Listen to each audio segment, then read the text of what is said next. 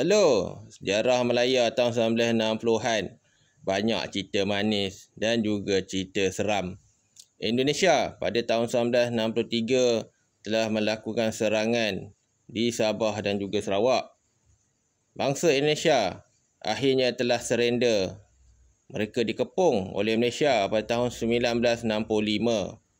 Sukarno, bangsa yang dikatakan oleh Tengku Abdul Rahman sebagai kaki tipu, kaki kelim dan pakar pidato, adalah satu pemimpin yang sangat benci dengan Malaysia. Disebabkan terlalu benci, Sukarno telah minta Suharto berunding dengan Malaysia semasa Indonesia kalah perang. Indonesia bukan saja kalah perang, mereka telah dikepung. Sukarno telah merayu kepada Suharto supaya menyelamatkan beliau kerana beliau juga takut ditangkap dan dipenjarakan di Malaysia. Pada tahun 1960-an, Malaya telah bergabung dengan Sabah dan Sarawak disebabkan Indonesia menyerang Sabah dan Sarawak. Malaya pada tahun 1960-an ada juga perang dalaman, iaitu perang dengan komunis.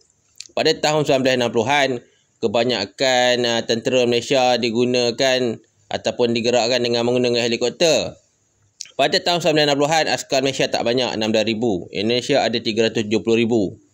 Indonesia pada tahun 1960-an mendapat bantuan senjata daripada China dan juga Rusia.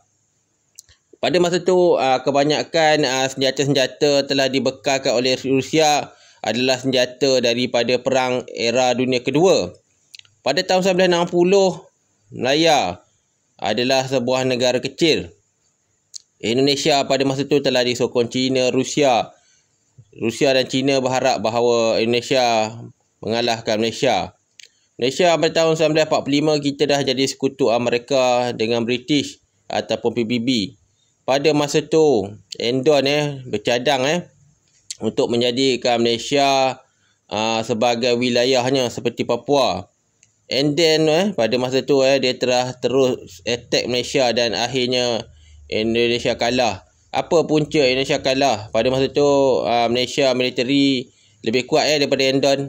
Walaupun Endon mempunyai populasi yang lebih ramai, tentera yang lebih ramai, tapi mereka masih ketinggalan.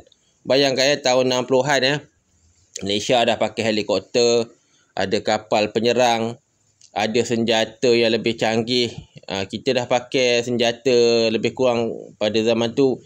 Kita dah pakai Browning. Indonesia masih pakai senjata kayu tahun 1945-30. Sebab itulah Indonesia kalah.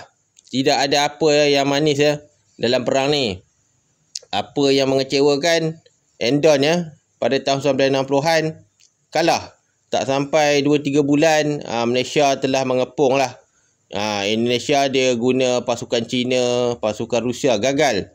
Endon pada tahun 1960-an bukan saja gagal. Malaysia pada masa itu sebenarnya dah jajah Indonesia. Indonesia telah dikepung daripada Sumatera, Kalimantan hingga Maroke. Pada masa itu pergerakan askar Indonesia darat udara semua Malaysia pantau.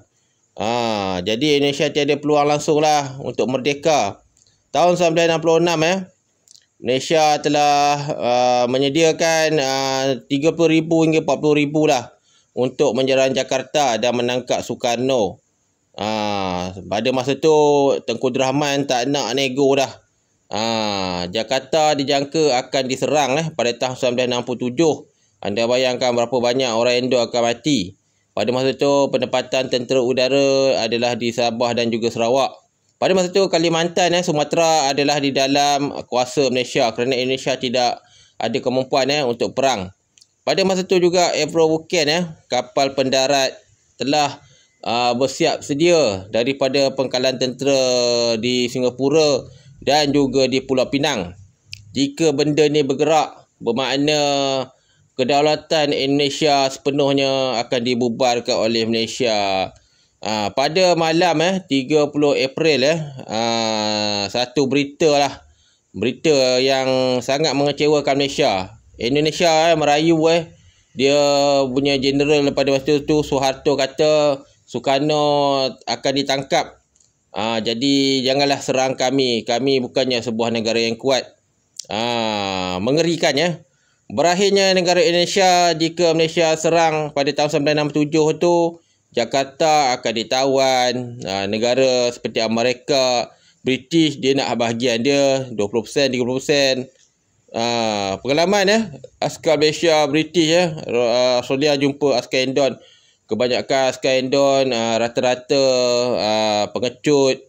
Lepas tu tak terlatih. Lepas tu kebanyakan suka mencuri lah harta orang kampung. Orang kampung pun runsing lah. Akhirnya pada tahun 1966 di Bangkok, Tengku Abdul Rahman tak datang pada masa tu Timbalan datang Tuan Abdul Razak.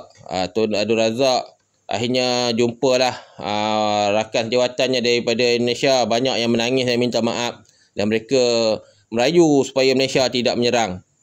Bayang pada masa tu Malaya dalam mood nak jajah Jakarta, dan Indonesia akhirnya telah surrender. Jadi jika kita cerita memang Indonesia ni daripada dulu hingga sekarang antara negara yang paling lemah lah. Okey, hidup Malaysia.